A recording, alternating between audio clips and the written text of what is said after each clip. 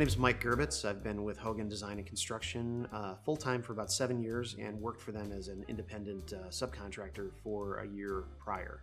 My job description is head carpenter or lead carpenter.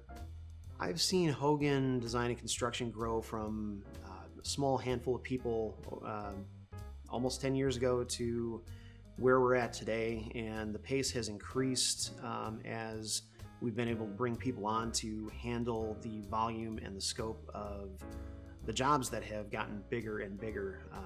The bread and butter of the company used to just be basements and some small remodeling projects. Now we're doing full-blown new construction like this home here, commercial projects. It's pretty cool to see the flexibility that the company can offer.